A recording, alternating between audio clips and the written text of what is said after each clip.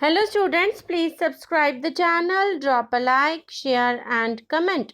This is exercise number 15 of the Progressive Monthly Magazine, June 2022 on the speed of 100 words per minute. Start.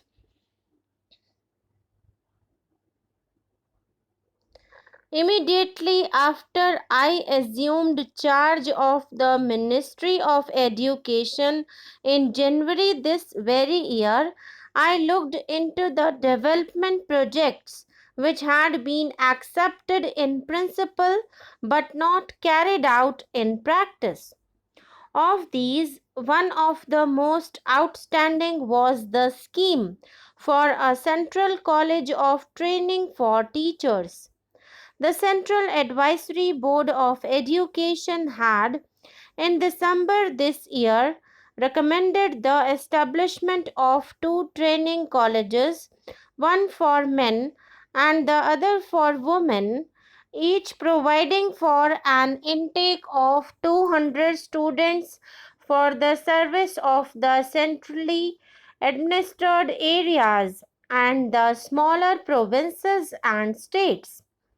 On the grounds of economy, the Government of India modified that recommendation and decided to establish one college for both men and women with a capacity of 300.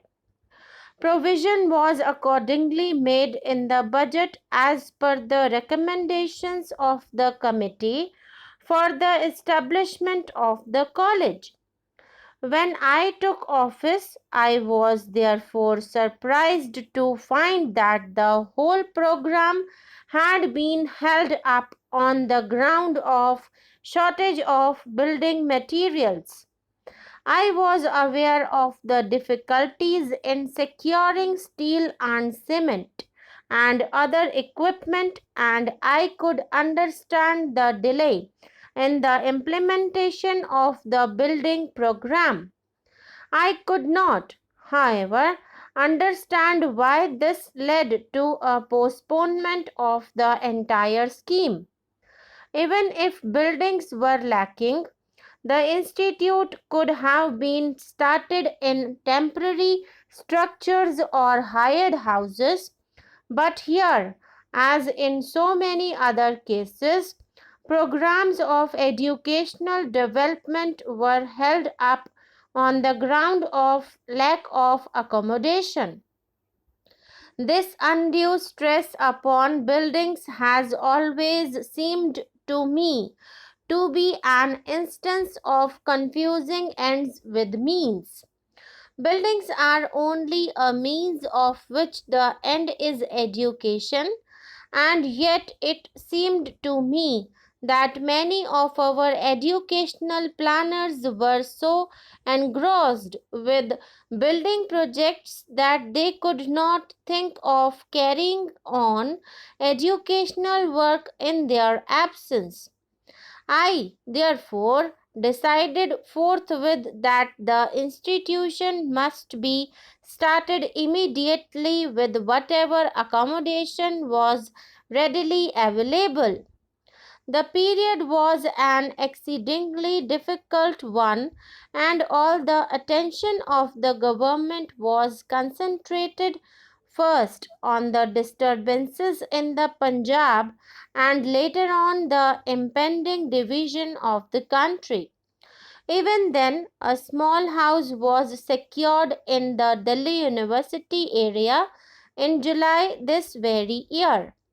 I realized that this was not adequate for our needs now and the work of the Institute in the future. It is hardly necessary for me to relate at length the importance of an institute of this kind.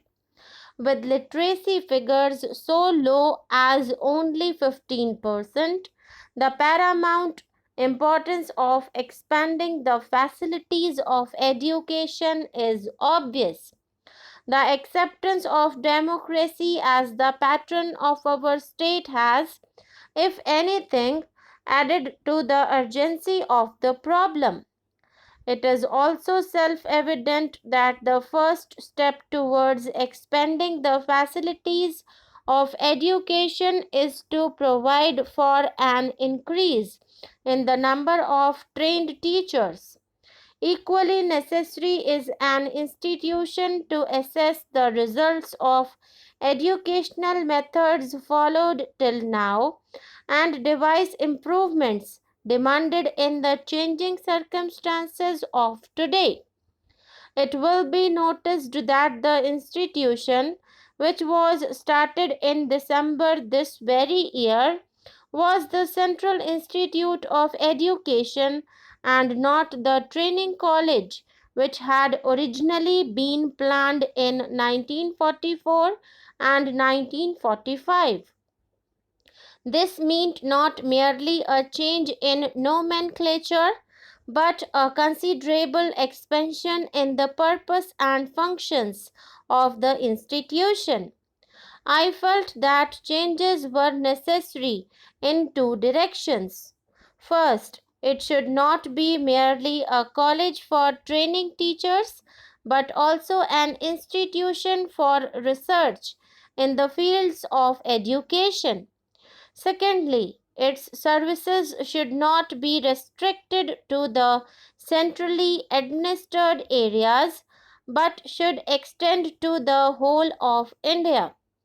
The Central Institute will therefore both train teachers for higher and secondary schools and also carry on research on the problems of basic and secondary education.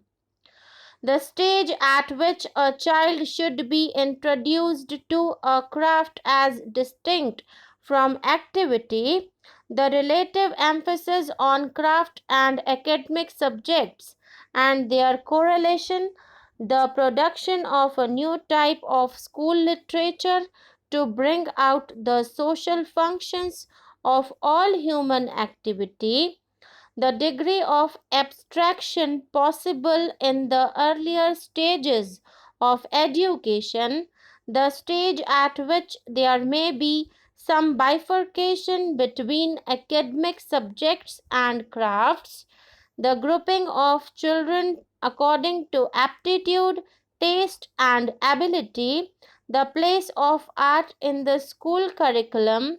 These are only a few of the many problems which arise out of a new conception of basic education and require constant and careful study in a research institution. There are also problems relating to adult education which demand fresh and careful scrutiny.